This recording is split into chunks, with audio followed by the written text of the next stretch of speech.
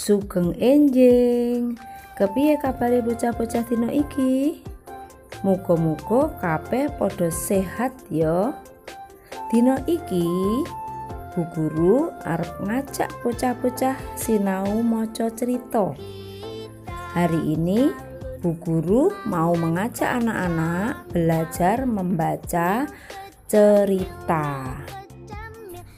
Kira-kira cerita apa ya? Ayo padha digatekake gambar iki dhisik ya. Kira-kira cerita apa ya? Ayo kita perhatikan gambar ini dulu ya. Nah, ini gambar apa? Kewan, kancil, karo tikus. Kancil karo tikus iku uripe ana ing alas. Alas iku bahasa Indonesiane hutan. Ayo saiki padha maca bareng-bareng yo. Judule cerita Kancil karo Tikus. Ing mangsa ketiga dawa angel golek panganan. Pada musim kemarau panjang sulit mencari makanan. Wit-witan ing alas padha garing kekurangan banyu. Pepohonan di hutan kering kekurangan air. Wis 2 dina Kancil durung mangan. Sudah 2 hari Kancil belum makan. Kancil banjur mlaku-mlaku ing pinggir alas. Kancil terus jalan-jalan di pinggir hutan. Dumadaan Kancil kepethuk tikus sing lagi ngaso ing ngisor wit.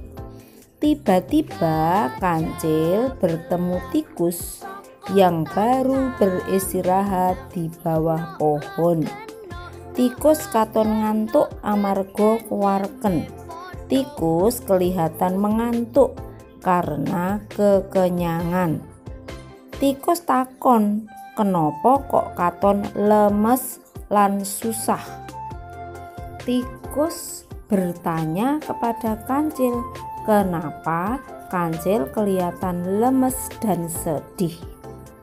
Kancil mangsuli yen luwe amarga wis 2 dina durung mangan. Kancil menjawab kalau dirinya lapar karena sudah 2 hari belum makan. Tikus ngandani yen ing alas sisih lor akeh panganan. Tikus bilang sama Kancil kalau di sebelah utara hutan banyak makanan. Kancil ora sepiro ngreken amarga tikus ora tau gati karo kanca. Tetapi Kancil tidak menghiraukan tikus karena tikus biasanya tidak pernah perhatian sama teman-teman. Kancil karo aras-arasen mlaku ngalor. Kancil setengah ora percaya karo omongane tikus. Kancil sebenarnya malas jalan ke utara karena tidak percaya dengan omongan tikus. Sawise mlaku ngalor rada adoh, Kancil nyawang akeh wit-witan. Kancil nemokake wit timun subur-subur ing pinggir alas sisih lor. Wit-witan timun iku wohe gembel banget. Setelah jalan ke arah utara, Kancil melihat di sebelah utara banyak pepohonan. Kancil menemukan tanaman mentimun di sebelah utara hutan. Kancil ora kesuwen banjur mangan lahap banget. Kancil langsung makan mentimun itu dengan lahapnya. Sawise krasa wareg, Kancil banjur bali nemoni tikus. Setelah kenyang, Kancil langsung kembali ke hutan untuk menemui tikus. Kancil mengucap matur nuwun marang tikus. Kancil mengucapkan terima kasih kepada tikus. Pranyoto ora kabeh kanca duwe watak ala. Ternyata tidak semua teman itu jahat. Kanca sing biasane ora gati wis aweh pitulungan. Yang biasanya teman itu tidak perhatian ternyata mau menolong. Saiki kancil lan tikus kekancan kanthi akrab. Nah, sekarang kancil dan tikus menjadi teman yang sangat akrab. Apik banget toh ceritane, bagus sekali kan ceritanya. Ayo saiki sinau bareng ana ing kamus kecik. Kamus kecik itu kamus cilik. Mangsa ketiga tegese musim kemarau. Alas iku hutan. Kepethuk bertemu. Ngaso beristirahat. Kuwareken kekenyangan. Gati perhatian. Aras-arasen malas. Ngalor ke arah utara.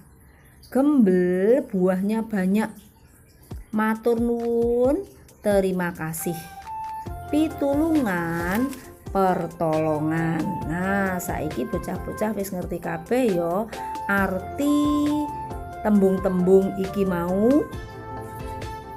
Yen wis ngerti, saiki diteruske latihan mangsuli pitakon.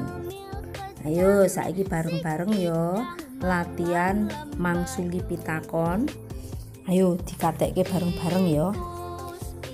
Ing mangsa apa angel golek panganan? Ing mangsa ketiga.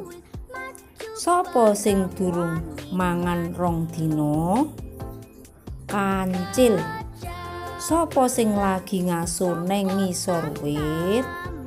Tikus. Kenapa tikus katon ngantuk?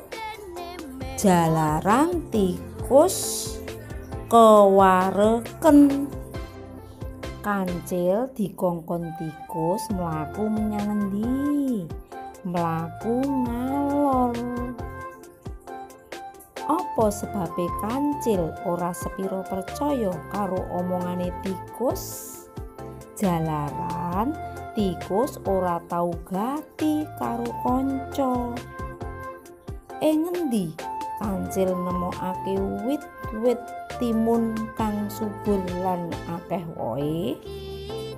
Ing alas sisih lor.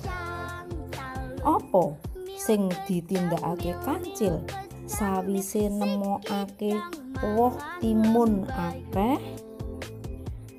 Kancil mangan timun nganti wareg. Sawise mangan woh timun nganti wareg, kancil banjur bali marani tikus saperlu ngucap apa? Ngucapke matur nuwun karo tikus. Kepiye saiki kekancane antarane kancil lan tikus? Kancil lan tikus dadi kanca sing akrab. Kepiye bocah-bocah wis jelas kabeh ya. Mangsuli pitakon saka cerita kancil lan tikus. Ayo saiki bocah-bocah sinau mangsuli pitakon ya. Tugase bocah-bocah mangsuli pitakon ing buku basa Jawa paket kaca 30 nganti 31. Garapen ana ing buku paket langsung. Yen wis rampung difoto banjur kirimen ing Google Classroom ya. Tugasnya anak-anak menjawab pertanyaan dari buku paket bahasa Jawa halaman 30 sampai 31. Dikerjakan di buku paket. Setelah selesai difoto dan dikirim ke Google Classroom ya. Selamat belajar anak-anakku. Tuhan Yesus memberkati. Amin.